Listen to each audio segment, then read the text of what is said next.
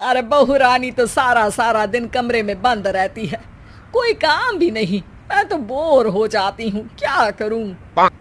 तभी मीना की सहेली रीना उससे मिलने आती है। अरे मेरे घर का भी यही हाल है, बेटा ऑफिस और बहू कमरे में बंद, समय काटे नहीं कटता। लेकिन अब सच मानो तो वक्त ही नहीं है कि वक्त से रोटी भी खा लूं। अरे बहन, मुझे भी बता दे कौन सा जादू चलाया है, मैं भी अब जिंदगी के बचे कुचे दिन आराम से काट लूं। दीवारें देख देख कर तो बोर हो गई हूं मैं। रीना मीना को एक स्मार्टफोन देती है। ये ले, ये है वो छड़ी जो जादू करती है। इसमें मैंने तेरा फेसबुक अकाउंट भी बनाया है, एंजल प्रिया के नाम से। बस अब यहाँ दोस्त बना और सबसे बातें कर। सास को पहले तो उतना समझ नहीं आता है, लेकिन धीरे धीरे वो उसकी आदत डाल लेती है।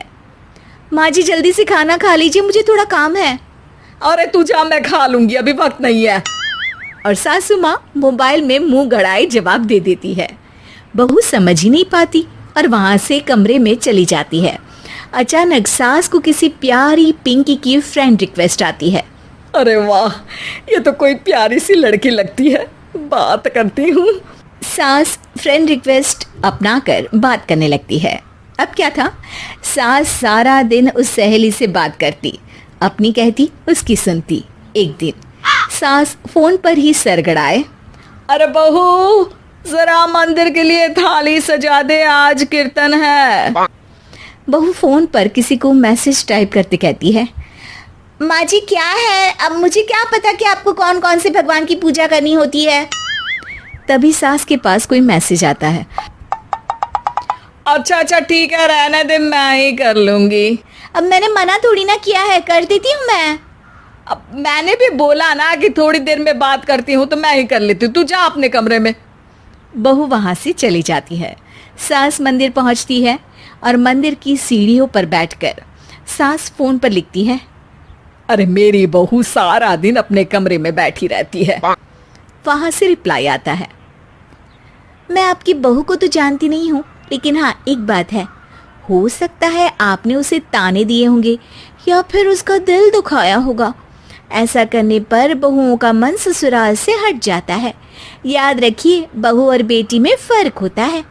सास घर जाती है और बहू से बड़े ही प्यार से बात करती है, उसके लिए खाना बनाती है, उसे गिफ्ट में साड़ी भी देती है। जिसके बाद अगले दिन, माँ जी चलिए, आज मैं भी आपके साथ मंदिर चलती हूँ, आते वक्त भोले भैया के गोलगप्पे खाकर आएंगे। अरे हाँ बहू, ये तो अच्छा है, चलो। सास मन में सोचती है कि उसकी फेक बुक वाली दोस्त कितनी अच्छी है। उसके समझाने से उसे उसकी बहू वापस मिल गई।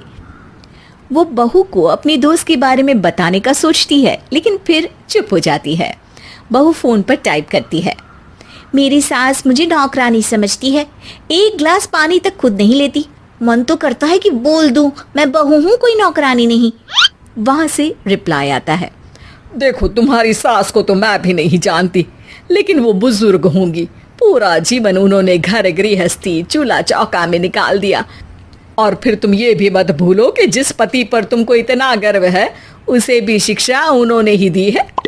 तो जिसने तुम्हें इतना दिया, क्या तुम उनकी थोड़ी सी सेवा नहीं कर सकती? बहू भी अगले दिन से सास का सारा काम करती, उनके पैर दबाती, उनका ख्याल रखती, उनके साथ घूमने जाती। एक दिन सास, बहू ये लो मेरा हीरे का हार।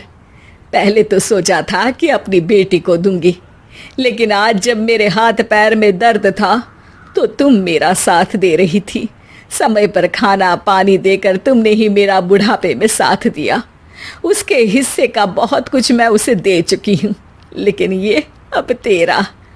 बहू तो ये देखकर खुशी से उछल ही जाती है। वो सास को गले लगाकर कहती है, माँ जी आप सच में बहुत अच्छी है। भला हो उस एंजल प्रिया का जिसने मुझे आपसे वापस मिलवा दिया, वरना मैं तो हमेशा आपको गलत ही समझती। मैं तो सोचती थी काश वो एंजल प्रिया मेरी सास होती। क्या नाम लिया बहू? एंजल प्रिया तेरी फेसबुक फ्रेंड है? हाँ माँ जी, वो बहुत अच्छी है। उन्होंने ही मुझे बताया कि सास की कीमत क्या होती है। अरे बहू, कहीं तू प्यारी पिंकी तो नहीं? जी माँ जी, मैं ही हूँ प्यारी पिंकी। क्यों? सास बहू को गले लगाकर कहती है। मैं भी यही सोचती थी कि काश प्यारी पिंकी मेरी बहू होती। शुक्रिया बहू। सासू माँ, शुक्रिया तो हम दोनों को फेसबुक और सोशल मीडिया का करना चाहिए, जिसने हम दोनों को एक दूसरे से दिल से मिला दिया। अब तक दोनों को समझ आ गया था कि जो खुशी वो बाहर ढूंढ रहे थे, सच में तो वो उनके घर में ही थी।